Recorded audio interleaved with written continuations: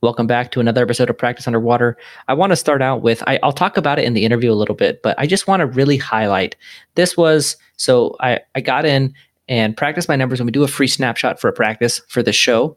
We have a window where the snapshot's available. And if we don't go and get the snapshot during that time, then we don't have it for the interview. And in this case, we rescheduled the interview. So I didn't end up having my snapshot. So we were about to record, and we had started recording like the first 10 minutes of this interview without metrics. And then Rohit called me back. He was at his son's birthday party, and he logged in, got me access to this practice, and it totally changed the whole trajectory of the interview. And it was really weird because this is the first time I've ever done that. Those 10 minutes that did not air was the first time I ever did coaching or any type of, practice underwater interview or anything without practice by numbers. And it was, oh my gosh, like I can't even, oh my gosh, it was incredible. So I'm going to highlight a few things in the outro of part one. They're just like, you totally like, oh my gosh, just having those metrics made the second run like so much different. So this will be a bulkier outro in part one of this interview for sure. Yeah, and when I do sample calls with potential clients, I make sure we have that snapshot. Like it's such a higher level conversation when you have access to those metrics versus just like going off what they're saying and off the cuff kind of, it's just a totally different conversation. And shout out to Rohit, son's birthday parties, fielding your call. Like George is calling, I got to go take this while I'm like drinking apple juice at this birthday party. Like that's incredible. Saturday night. I don't think he's drinking apple juice. But it's funny because like, I think that goes to show the value of practice by numbers and what they've really provided for us. So they're a sponsor of the show, obviously, but full disclosure, I pay them more for all of our clients' practice by numbers subscriptions than they pay me. So I'm at a net loss to talk about practice by numbers, and I'm totally happy to do it because it is the best thing that we've ever done for our coaching. Couldn't agree more. All right, let's jump into the interview. We'll have a bulkier part one outro, and then part two, it'll be a little bit more of me and Matt arguing about marketing. All righty, welcome back to another episode of Practice Underwater. We have our mystery doc here. So if you guys ever wonder if I do multiple takes, never, ever. I'm always a one take wonder. So what you see is what you get. This is a take two for the first 5 minutes of this episode. And I have here our fake doctor. And in the first part, he told us his fake name is David. We'll go with Dr. David here. And we're going to talk a little bit about his journey. So David, take two. How are you doing today? I'm doing great. This is great. Let's do it again. Yeah, I hate take twos because you get it. It was so good the first time. You talked about yourself. You talked about your background and everything. So tell us a little about yourself, David. Tell us about your background and what got you to where you're at.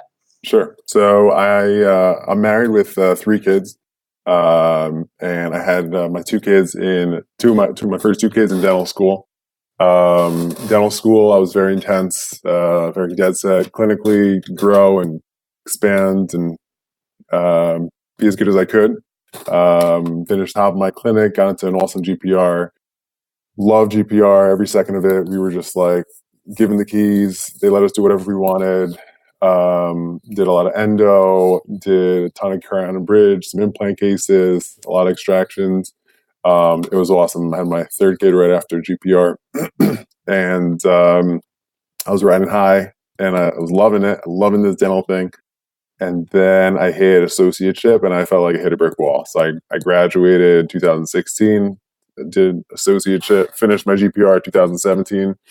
And then associateship, just everything went sour. After 4 weeks of associateship, I quit my first job, started a second job. Again, didn't like the second job. I did find another part-time job that was awesome. That one actually was great. And I ended up working there for 2 years, in the city. It was awesome. And I learned a lot from. But in general, associateship was miserable until I discovered this podcast. A couple weeks into associateship, I found this podcast, started listening to Richard and you, George, and everything changed. I would have my terrible day at my terrible associate job, and then I would jump in the car and just turn on my iPhone and turn on the podcast and get things rolling and just figure out what am I going to do? How am I going to do this? This is great. Started with season 1, season 2. I kind of skipped startup season, and then went to season 4. Um, but yeah, this kind of gave me direction where I was going, and I loved every second of listening to that. That's awesome. I love hearing those stories because it makes what we do feel so much cooler. When we've impacted the lives of many. And I just wanted to ask you, in terms of your associateships, what made them so horrible for you? So it was a lot of dictating from owners, or one was more of a corporate job. So the hygienist was dictating what the corporate office wanted me to be treatment planning, which was not what the patient needed. It was a lot of like unethical offices where I left pretty quickly, or selling, a lot of like fake selling where 13-year-olds were getting scaling root planings and 15 sites of arrestin, and it was things that like would blow your mind when you see it. And there was a lot of it. There was a few different offices like that. And I just wanted to do what I wanted to do, what I believed in. I'm very like dead set in being ethical and doing the right thing. I wanted to be running my own show. And I just found that I couldn't do that with a lot of these associateships. So tell us about the process of you buying a practice. So what was that like? Because, we talked about it, but it took you about 2 years from the time that you found us till now. You closed 6 weeks ago. So Yeah. What was that 2 years like? So after 1 year of listening to your podcast, after let's say a year after GPR, I started getting on the bandwagon, started looking, reached out to every single broker out there. And finally after a couple of months, I found a practice. I checked out a couple of practices, and then I found one that was great. I was looking for the in between $600,000 and $1 million range production. And I found one right, 20 minutes from my house. We got into like some intense negotiations, and there was a couple other interested parties, and he eventually chose me to sell it to. And then all of a sudden he was trying to start a DSO in Maryland, and the practices he was in the process of obtaining fell through. And all of a sudden he just like shut the door and said, "I'm not selling, I'm staying here." And so that fell apart. I was devastated. But then about 2 months later, a broker reached out to me for this other practice that looked awesome on paper. It was 1.1. The office was producing 1.1 on 3 days of work. The dentist lived in Florida and would fly up on Monday morning or Sunday night, practice Monday, Tuesday, Wednesday, and then fly back to Florida for the rest of the week, and would do that every week. And he was living the good life. When I went through his chart review after negotiating with him and coming, to terms and having everything ready to go, we were in the lawyer phase. We had our contracts ready, and then I did a chart review, and I got to his office. And for some reason, when I went over his charts, there were no fillings planned. There was just crowns. That day when I came in, he had done 9 crowns. And he was also billing out certain things that I would never bill out for, like diagnostic casts he was charging the patients for, things like that I'm not comfortable billing out for. But also looking at some of the treatment plans, they were not what I would treatment plan. So if I would step into that office, I wouldn't be producing quite what he was producing. So after seeing that and discussing it with my accountant, who explained to me that I would be broke if I went through with this practice, I kind of changed gears and was not happy about it, but decided I was gonna kind of give up on that practice. At the same time, a dentist in my town where I grew up in had approached me while I was finishing up with this practice, and he had mentioned that he was not feeling well. He was a little sick. And then he reached out to me and was like, "Let's sit down and talk." And he told me that he was actually getting pretty sick, and nothing terminal, but he had decided that he needed to de-stress and have his life just changed, a big lifestyle change, and he wanted to see if I wanted to buy the practice. At the time, there was no broker, there was nothing, nobody involved, and we spoke for a while, and then I said I want to do this. After he kept going back and forth, he wasn't 100% sure that he wanted to do it, but eventually he kind of I pushed and pushed, and he decided that he was going to do it. It took us about 4 months of talking until he was ready to pull the trigger. So that is how I found this practice. It was a lot of luck, and it really worked out. So how much do you have an estimate and how much lawyer, accounting fees, professional fees, and everything went into the first two opportunities that didn't pan out for you? Sure. So the first one cost me about $3,000. The second one cost me around that number too. The first one I was using a very expensive accountant. The second one, and I didn't get up to the lawyer stage. The second one, I had to pay for my lawyer, and the accountant wasn't as expensive. So it cost also around $3,000. And then the actual purchase, the one I actually purchased, costed me $12,000 in legal fees, and then maybe $1,000 in accounting fees. I was waiting for the I'm in the almost 15K club on fees for my acquisition. It's insane, but it's necessary. So tell us a little bit about the practice that you bought. So how many ops, what's the revenue size? Where are we at with staff? Like how many employees do you have? Give me the rundown. Okay. So the practice was producing 720. So it was collecting 720 a year. And it was on a steady incline. So it had gone from like 2015 in like the 6s to 650, 680, 720s. It's a smaller practice. It's about 900 square feet. It's got 3 ops with the possibility of a 4th. But it's a small practice. The staff is made up of 1 front desk person, 1 assistant, and 1 hygienist who's there 3 days a week. And then 1 floater who does some front office and some assisting work. Okay. And so it was doing 720 with and how many days a week is the office open? So the office is open 4 days a week with 1 Sunday a month. Okay. And there's only hygiene 3 of those 4 days? Yeah, so there's hygiene on Monday, Thursday, Friday. Okay. Alrighty. And okay. So I'm looking at your numbers right now. I have practice by numbers thanks to Rohit. And so you had talked about kind of your initial concern, or not initial concern, but you were hoping that when you walked into this practice, it would sort of, you might have that like thing that we always talk about where you walk in and for the first 6 months of ownership, there's like a really big spike that's very nice and enjoyable. Talk about your experience in ownership to date. Yeah, so I think the ownership has been great. Thank God. I'm really happy. The staff has been awesome. They really took me in with open hands, and I kind of was able to shift into that leadership role very easily.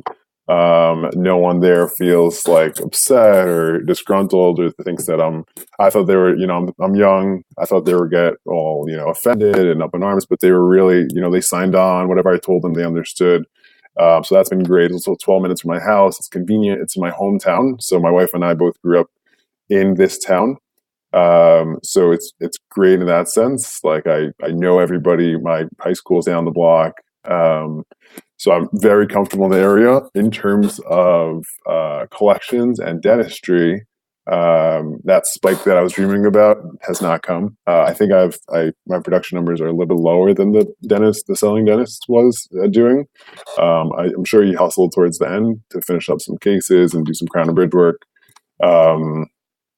But that fairy tale land spike that I was hoping for, didn't quite get. Hoping to get that soon. But we're gonna keep working. We got we got a long road ahead of us. Sure. And what the reason you reached out to me? So like, what was the thing that prompted the email and wanting to be on this lovely, awesome show?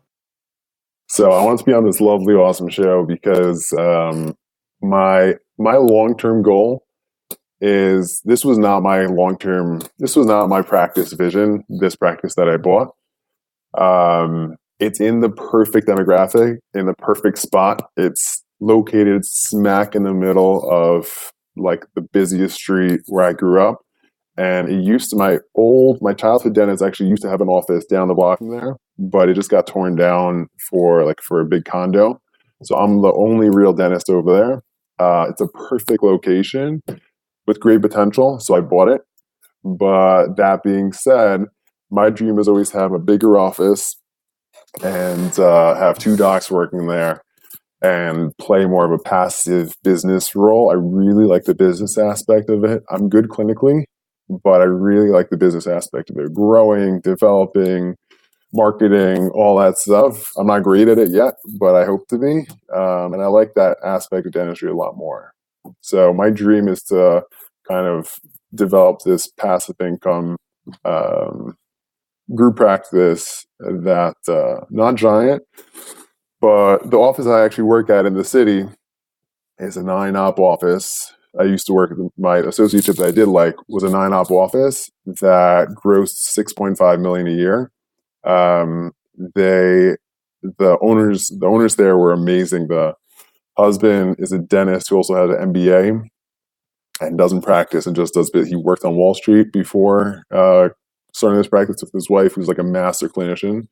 They do so well in Invisalign. They're amazing. They do these amazing cases. They start 250 Invisalign cases a year with the staff, with all the dentists who work in the office in the 9 chairs. And there's 4 dentists there a day with like tons of hygiene and just like really well run. So my vision is not quite that, something tamer, something. I live in more of a suburban area. It's more of like a suburban that, where it's a busy practice, but I kind of oversee it and keep it running. And I think there is a way to do it even in my actual practice within my 900 square feet. There's also options of expanding and stuff like that down the road as well. So, by the way, I love the clarity you have in your vision. Like, I think we do pre-owner coaching and owner coaching, and the pre-owner coaching, having that clarity in your vision is super important.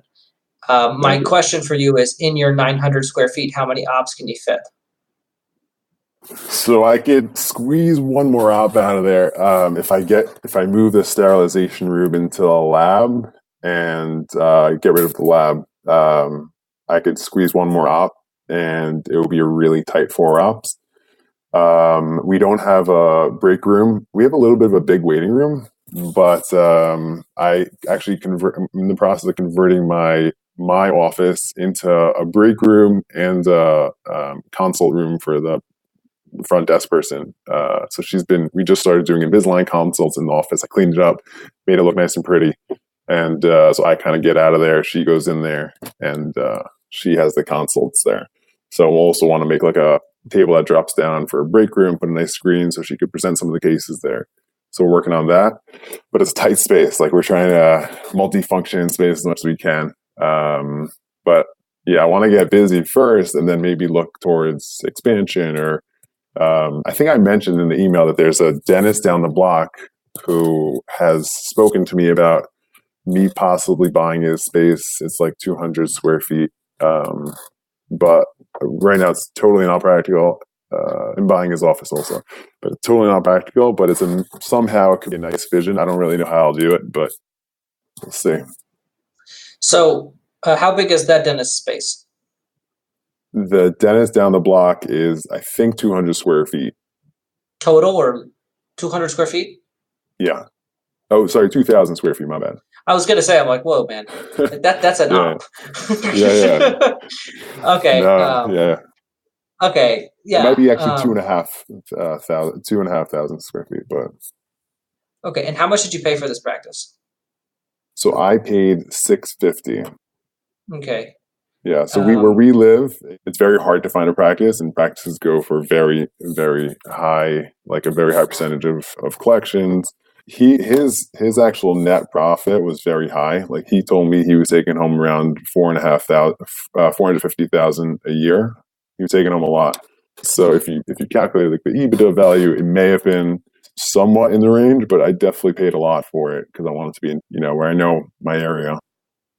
And how many ops does that guy's practice down the block? I'm not sure. I think it's 4 ops, but I'm not sure. Can I be harsh for a minute? Let's do it. So nothing against you as a person, more speaking to the audience. You say that your plan, and I love the plan of a group practice. I practice that way. I'm having a hard time with the practice selection piece of it, of the 3 ops or the 4 ops. You're almost necessitating a move, which I in general don't love.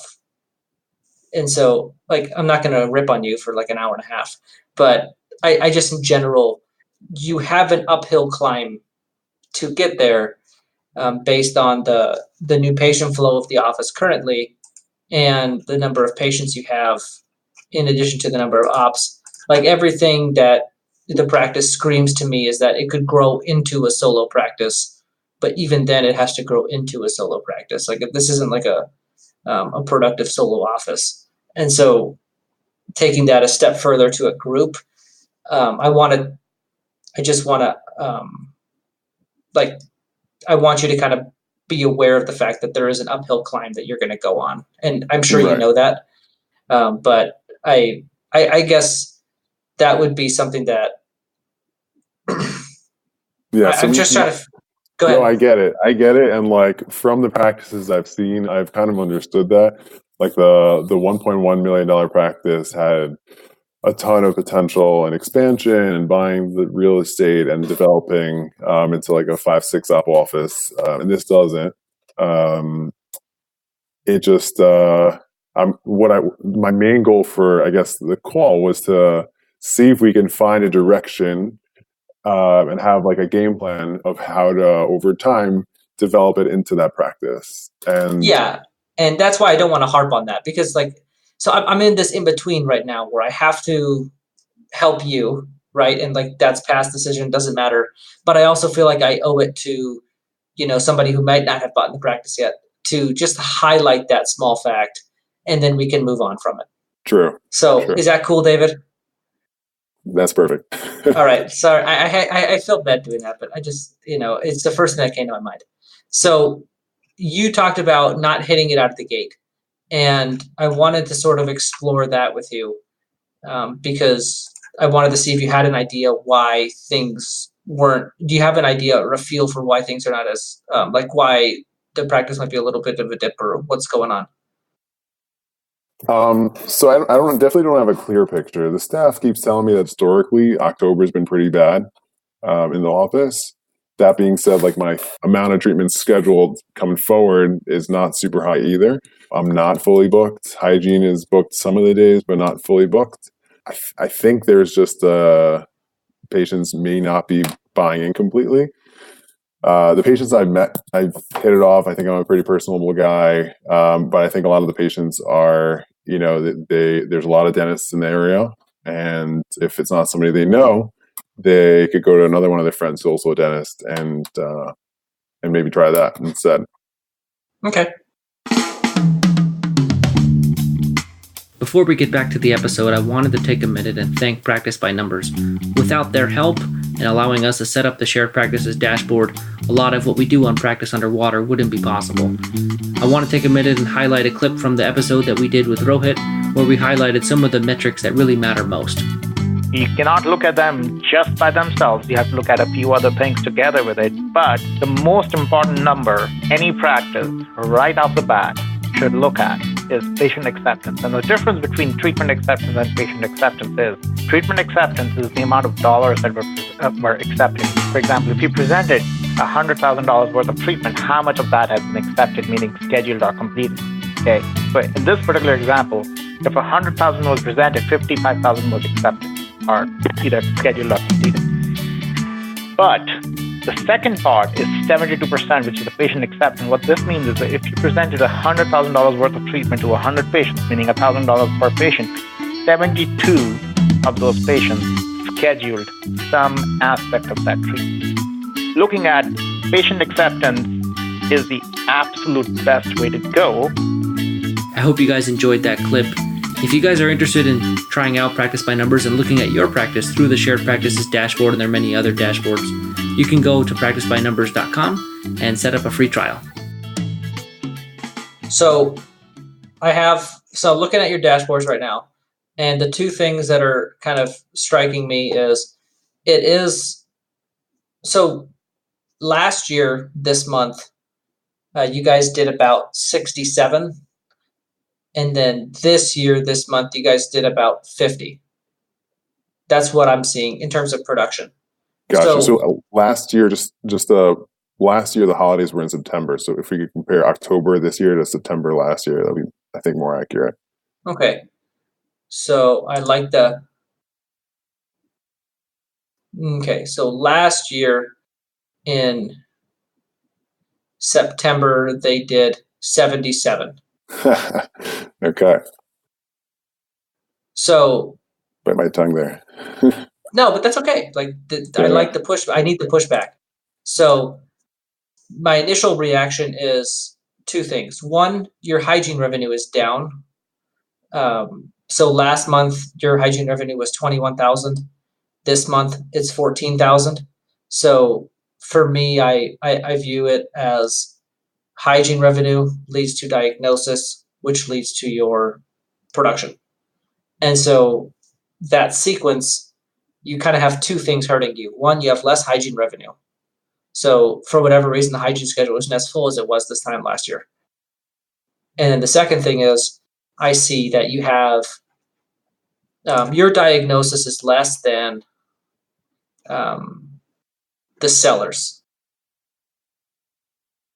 Just by a little bit, not by a ton, but the case acceptance is, just not like a ton. It's like the dials are just like maybe 10% less for you in all areas. So you have like 30% less hygiene revenue. Then you have like 10% less diagnosis, 10% less case acceptance, 10% less diagnosis rate. And so it's like all of those things combined are leading to a decline. So That's what I'm seeing. So it's a little tricky in terms of diagnosis and treatment acceptance. It is trickier because, they're meeting me for the first time. And I'm stuttering now, but typically I'm pretty good at communicating and my communication skills are up there. We spend a lot of time in my office working on that and being able to sell treatment, explain to patients why they need it and the importance of it. That being said, I don't want to come off too strong on a lot of these patients because I want them to be long-term patients. I want them to be patients, for life. And they're kind of coming in with like a little bit of distrust because they're not sure. They've never met me before. I'm almost kind of warming them up for the 6-month visit, telling them, listen, this is what needs to be done. But let's keep an eye on it. We'll talk about it more in 6 months. At your old job, that keep an eye on it in 6 months, would that have been a diagnosis? So typically. Yeah, that's like I did it too. So let me tell you a little story about my acquisition. So I walked in like my first day out of dental school in a practice was my acquisition. And I had like a 45-day period of being an associate. And so I was an associate for about a month and a half at the practice, and then we were going to close and I was going to become the owner. And I was doing the exact same thing you're doing. I listened to some advice where I wanted everybody to like me and I wanted to be Mr. Nice Guy. And so I'd walk in every exam, and if nothing was terribly wrong, nothing would be wrong, and that was me. And what happened is we reached a point where the practice dipped from the practice I bought was doing about 90 a month. And we were pretty much on pace to finish at about like 75. And I'm like, my expenses are going to be at like 75 when I buy this thing. That's a problem. I had to drop the whole notion of doing that. And it was probably one of the best things that ever happened to me because I think it made me learn that a lot of that was a conversation with my own head than it was with the patient. Right. Because like you're going through your whole day and I'll let you talk in a second, but you're going through your whole day, like every patient I see, I got to meet for the first time, tell them something new and go through that. But this patient's doing it once. Like they're not all talking to each other, and they're not all like, man, he all diagnosed this thing that Dr. X didn't mention before, So I don't know. I mean, but go ahead. What were you going to say? Right. No, there's definitely a lot of conversations that go on in your head like that. And I hear it. It's right on. Like even like what I forgot who said it about the intraoral camera, taking pictures with the intraoral camera. Even that's like if you're comfortable enough communicating, you don't even need to have that intraoral camera. It's almost like to help give you the encouragement and the feedback. So like you're now sure, and when you see the picture, you're like, oh, now I can explain it better because I can show you. But if you're good enough at communicating and comfortable enough, you can kind of navigate that situation, become friends with the patient, and also sell the treatment as needed. Yeah, so that is definitely something I have to work on, and kind of being straight up with them if they need it. So I want you to two things. So one, let's go through what are you afraid of? Like, what's the worst possible scenario? You walk in, you tell somebody they need like 3 crowns, and like, what's going to happen? So it's a small neighborhood, it's a small town, and I'm worried about not only just losing the patient. Like, let's say they just get, they're trying me out, they're giving it a go, and if they see that I'm being like overly aggressive, it could be I'm losing their family or their friends in addition to them. So I don't want to come off too strong for risk of losing like a long-term patient. Okay. That makes sense, or is that? No, I'm with you. Cautious? And I think the fact that you're in a tight-knit community is adding a barrier for you because you feel like all your patients talk to each other and know each other. And so it adds a level of pressure on each visit. And then like the path of least resistance is to, obviously it's easier to tell somebody that nothing's wrong than telling them that something is wrong. You know what I mean? So typically what I'll try to do if I have the time and I'm not jumping into a room for a couple of seconds is to kind of be very earnest with them and explain to them and show them and like kind of like empathize and meet them on their level, and then explain to them why they need it. But I kind of have to, again, have that caution in the back of my head. Yeah. And I think for you, so I had this client and he bought this practice, really high profile. And he had a lot of that where it was like all of my patients are out of network and they all like are coming here for the seller. And now I'm not the seller. And he had a very similar mindset to you. And it's a lot about like, I would just encourage you to do 2 things, 2 exercises I'll give you. So one, I want you to, even if you don't diagnose something, you walk into a room. I know this is like dentist hell. I'm going to dentist hell because I saw something and didn't diagnose it, right? But like it happens every day to everybody. And if it doesn't, then you're lying. So, you walk into a room and you didn't diagnose something, but you would have normally, or you feel like you shouldn't have, but you didn't have the courage to tell the patient or whatever it is. Go back to your office or your consult room and write it down.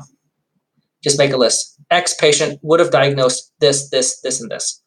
And start seeing the list of stuff that you're not seeing and you're not diagnosing. Because when you just forget about it, you're like, whatever, it just goes away. Right. But when you start writing it down, you're being intentional that you've missed it. And then yes, and you're holding yourself accountable to missing it. Right. And so for me, like, it doesn't sound like you have this problem. Were you a big producer at your other office? I was, yeah. So like, how many hygienists would you check for? So we would check for there was 2 hygienists, but they were working like 2 columns. So we kind of, you'd have to dump in a room. And there was also, we had a lot of emergencies. So we have an emergency column also. We had 3 columns. We had a hygiene column, emergency column, and your work patients. And we closed it was a lot of Invisalign cases. So it was a lot of like harder cases to close. We were charging $7,000. So it was like a real, you had to speak to the patients. We had iTero, so we would discuss it with them, but we had like a whole system of how we would explain it to them and get them on board for fixing their bite. So now, let's talk about other stuff. So like you walk into an exam. Like, I guess what I'm trying to get a sense of is there's two different types of underdiagnosers. There are the types that don't see it, and there's the types that don't tell the patient, and then there's both. So do you think you're not seeing it, or do you think you're just not telling the patient? I think I'm not. I think I'm not telling the patient. I don't know, because I can't think of so many times that I've not told the patient something that I see. Mm-hmm. So maybe I'm not seeing it, but I'm used to seeing everything. Like I am kind of conservative compared to the seller. Like there were some root canals that he did that actually, crazy story. I just hired a hygienist because my hygienist went on maternity leave. And she's been great, and she's been like really gunning it. And then we had a patient, we were doing a huddle the other day, and she's like, this patient in my schedule is my brother. And I'm like, no, he's not. And she's like, yeah, it really is my brother. So her brother came in and saw her. It was the craziest thing. Like, he lives in one town, she lives in another town, and it just happened to be, it was her brother. And when she went through his like treatment history, she looked at like these two root canals that the seller did, and we're both like scratching our heads a little bit. So we do have like a little bit of a treatment planning, different philosophies. I am more conservative. So I think that's probably also hurting me a little bit there. So it's funny. I am more conservative than my sellers. But if you ask them, they'd say I'm more aggressive. And it's funny because they do. So I think my associate and I both kind of agreed that about 80% of the crowns that they did, we would do as well. But there was like a 20% that we were like, yeah, I probably wouldn't do those. And but the way we make it up is, I don't know, the lower stuff, or the fillings, the night guards. I think I'm a lot more readily to treat occlusal caries than they were, or do night guards. Like, just the little stuff is where you make it up. And so I'm not saying that that's like, but what I'd recommend you do is an activity. And maybe we can do it on air so that everybody can learn from it, because I have most of my clients do this. So Sure. Take me through a typical exam, like as if I've never done an exam in my life. What are you looking for? What teeth do you start on? What are you looking at? And what type of treatment are you recommending based on what you see? So I look at four things. I start off looking at the teeth.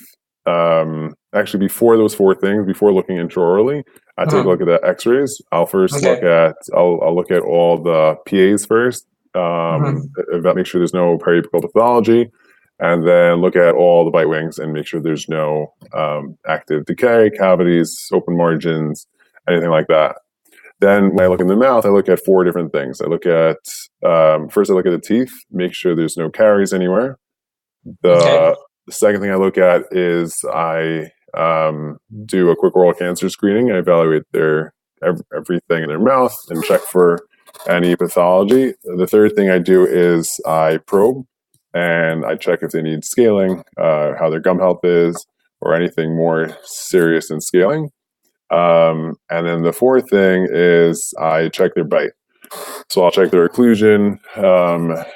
Typically, I'll see if I see any crowding or any even wear. I will typically push them to do Invisalign, try to correct their bite and get them into a healthy bite. So those are my four steps. Okay, I like it. I don't think that's our problem. I mean, night guards is missing from that for me, but right. So if they don't do Invisalign, then I'll do night guards. But I rather them do Invisalign than do the night guard. And I like that better, to be honest, than what I do. So I'm not gonna.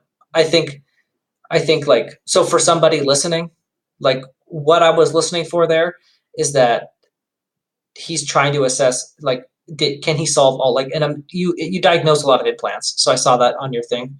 So I know you're talking about missing teeth. I know you're talking about Invisalign because you don't stop talking about it. And and so you're diagnosed well. I don't think it's that. I think it's more the conversation in your head that goes on before the conversation with the patient.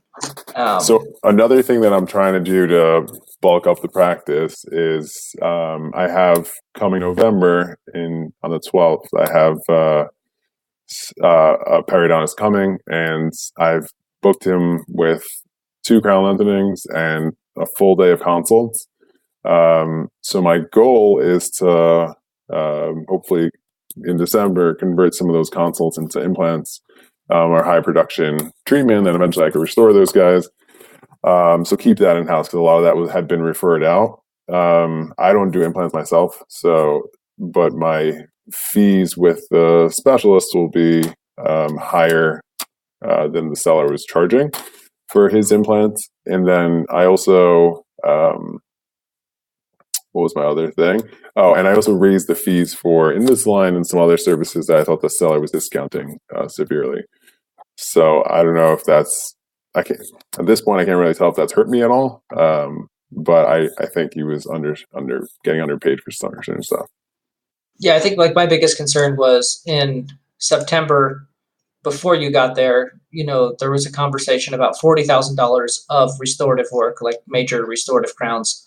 And in October, that number was cut in half to 20. Huh. So that's my biggest concern. Wow. Okay. So that's, theoretically speaking, I would like you to be closing about 40% of your crowns, which is where you're about at. And that's where he was at too. So realistically speaking, that's like a crown a day that he was doing that you're not. So for me, that's a bigger concern than the pretty much anything else on the diagnosis side. And I know that you're more conservative. I'm not going to change the way you diagnose. But what I would like to do is work on the times that you would diagnose something that you're not. Like that for me is the one thing that like we can improve the practice without actually changing I don't want to change your clinical philosophies. It seems like you're pretty, good with that. That's not my job. And so I want you to do the exercise that we talked about, where anytime you don't treatment plan something that you would have in your old job, you go to your office, you write it down on a sheet of paper. And then I want you to also do this once a day or once a week. If you're ever feeling like you're about to not do it, just do it and see how it goes. Okay. So I had that client that I had, we started with, it was 1 day a week where he had a lighter hygiene schedule check. He just diagnosed everything he saw 1 day a week. I think it was the last day of the week. So he could just go into the weekend and that was his hurrah of the week. He's just going to diagnose everything and move on. And what he started to see is that a lot of the things he were afraid of were not happening, and patients were accepting treatment and they were happy. And so it was an opportunity for him to see, but hey, look, if you feel safe with a patient, you're like, I don't want to mention it, but maybe this is a good one to try it out on, go for it, see how it goes, and start dipping your toes in the water of diagnosing the way you should, because I think I'm not psychic, but I think what you'll end up finding is that a lot of that stuff is in your head and not in reality. And so it's a lot of fear that you have of, and it's normal fear. It's new ownership fear. I'm afraid of losing my patients because they're not going to like me. And so my way of coping with that is to, not take risks. Right. Definitely. I have definitely seen that. Like certain patients, I was hesitant to have a crown lengthening conversation with the patient. And she happened to have been a perfect candidate for crown. She needed crown lengthening. She was in pain because of the situation. And finally, when she came back in a couple of days later, still in pain, I was like, okay, listen, we have to have this conversation. You need to have crown lengthening. We're impinging on biological width. It's right there. We need to sit you down with a periodontist. And she was totally receptive of it. And if I would have had it right away, we would have saved myself some time. But I kind of needed that extra push for her to be in pain, and then finally sat down with her and had that conversation with her. So definitely a lot of patients have been super receptive to it. It is a fear of making that leap, that jump. Yeah. And, here's what I would say. So right now it feels like you're basing, and I'm not saying it's just you, I do this too. So we base our happiness or our self-worth on whether or not that patient stays and whether or not that patient goes out and tells their friends about us. That would make us feel pretty shitty. If I tell a patient they need something and they're like, oh, this guy sucks, let me go tell my friends and we're all going to leave and revolt against this dentist, but like if you just know in your heart that what you're doing is what's best for the patient, what you would do on your wife, your mom, your dad, then like I'd rather somebody leave for that reason. Right. You know? Right. So now it's the time that I get to bring up the crazy statistic of you guys are losing 19 patients this month. So just from operational inefficiency, my practice is 3 times bigger than yours. We're losing 9. So there's an operational backdoor inefficiency where you're losing 20 people per month. I would find it very hard pressed that you could piss off 20 people a month and make them leave your practice for diagnosing the way that you believe is best. Right. So was that happening before September? That's, every month. Every month. The seller was losing 20 patients. Okay. And that's because he's not following up with his recare patients, or? Yeah. So that's a reappointment issue. So your reappointment rate is in the 70s. And so what happens is patients leave. So in the past year, you guys have lost 160 patients and you've seen 137 new patients. So there's a net loss of about 13 patients a year. With a transition, you're naturally going to lose the people that drive from far, the people that were the seller's best friends, those people. Right. But in general, there was a net loss of patients in the practice, more than would ever leave for your lack of diagnosis or your diagnosis when. So like for me, that's the thought that's comforting, is like, well, if I can improve my reappointment rate, then I can get the diagnosis. Like diagnose whatever you think is best and live with the results. I would much rather lose patients for not liking my diagnosis than from operational inefficiency. Right. Like, that drives me nuts. For the one patient that doesn't like my diagnosis, there's going to be 4 or 5 patients who accept it and are fine with it. Yeah, so and you can pay for 10 more of those patients. Right. So how do I improve that?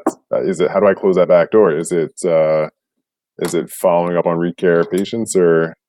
Yeah. So let's talk about that in part 2. So we're kind of wrapping up on part 1. Sure. And I want the conclusion to really be, just kind of, do you see that different mindset though with the diagnosis? 100%. Yeah, for sure. So what I want you, just do it. And just don't, I'm not saying on every patient starting Monday, you say everything they need. Like, don't do that, because that's going to make you too uncomfortable. Just put your toes in the water and start exploring it. And the ones that you don't, I'm not going to let you off the hook. You've got to go back to your office and you've got to write down the treatment that you did not diagnose and the monetary value. Awesome. Yeah. Okay. I'm going to have I'm going to tell my hygienist to keep tabs on me and follow up, make sure I'm doing that. Good. And remind me, let's talk about your hygienist in part 2 too. I want to talk about that before we move on to the back door. All right. Okay. So we'll see you next week, David. So far, this is exciting. Okay, I hope you guys enjoyed that interview. So I always talk about Matt getting fired up about things. So this is me getting fired up about metrics. It's this interview was totally different the second time around, because so first of all, we walk into this practice and we're looking at the metrics and he's on a major decline. Like, not only is he well below, the seller's numbers at this time last year, he's also trending downwards. So, without metrics, I literally had the conversation with him, told him, like, it's okay, take it easy. It's the first month. You're probably trending upwards. Let's see what happens next month. And so we would have to go all of next month, and then I'd have to text him. This is the way that every other coaching does it, is, how was your month? But I told him, like, dude, your next month is going to suck worse than this month. Like, you got a problem, and it's that power to like really understand what is happening and why. There were so many times in this interview that, David, and nothing wrong with David, it's just very natural. You get a little defensive and you start to maybe doubt or second guess something I'm saying. It's very easy for me to just say, look, the number doesn't lie. This is what it is. This is why. There was probably 3 or 4 times in this interview and those moments seem small, but they totally changed the whole trajectory, because we uncovered this issue that Matt's really passionate about the lack of diagnosis because of people in his town. But the reality is, like, we would have never, ever found out about that. Like, according to him, like, all we knew is this guy's a rock star associate. All he does is talk about Invisalign. He diagnoses everything he sees according to everything he says. Everything he says is telling us that he is, knowing everything he's doing. But on the diagnosis side, his case presentation is smooth. But when you dive into his metrics, you see a completely different scenario. And it's not like easy to pick up in his metrics. Like you really have to understand what you're looking at. And so that's where, I think just that realization alone completely changed the whole trajectory of the call. And so, Matt, I know that conversation really got you fired up. So now it's your turn. I kind of forgot I was a co-host there. I was just listening. That was beautiful. Thank you. Yeah. No, I got to collect myself now and actually be a host, entertaining like you told me I need to be. You pointed out a lot of things there. One of which gets me fired up is that this playing into what his staff, it's always been this way. Like October is a slow month because we got those holidays. And last year it was in September. The holidays were then. You'll get that a lot from staff, and I got that, and I choose not to believe that. I choose not to believe that to excuse poor months on the circumstances of the month. That's not something I let impact me in my practice, and it's very much reactionary and very much I talk about at cause, at effect. It's very at effect to what's going on in that month to kind of excuse what's going on based on some circumstances that may or may not be impacting anything. Who knows? Your hygienist doesn't know if these things are impacting your production that month. So that just, that's a personal pet peeve of mine. But other thing than that, his diagnosis mindset, and I think a lot of new owners fall into this trap. We've talked about it before. They want to be liked. They want to be trusted by these people they're meeting for the first time. And that fear of telling them what they see, of actually diagnosing, and because they think they're going to go in town and talk about how this new doc is just so aggressive and you don't want to go to him. The old guy was much better. Let's find someone else. That doesn't really happen. George, you can enlighten me if you've ever heard of that actually happening, affecting things. So a little backstory about me. For a month, my first month of ownership, it actually was the second I hooked up Practice by Numbers where I changed my mind. But the first month of ownership, I was very much conservative, didn't want to, ruffle anybody's feathers, just wanted to be Mr. Nice Guy. Everything looks good. And then I hooked up my Practice by Numbers, and it was like this guy. My practice was down from where it was and trending downwards. And so I kind of halted the first 2 months of ownership being slow by realizing that, and then, sort of changing my mindset about things. And so then really from after my first month in my practice, that's when we hooked up PBN, it totally changed everything about my experience. And, I diagnosed everything I saw. I didn't overdiagnose. I didn't underdiagnose. I just told them the way I see it. And, that was very much a development as a new dentist, but I always tried to do that. And I had one person. So they came into my practice and they got diagnosed an OL composite. And a year later, they don't come back to my practice and they leave a 1-star Google review.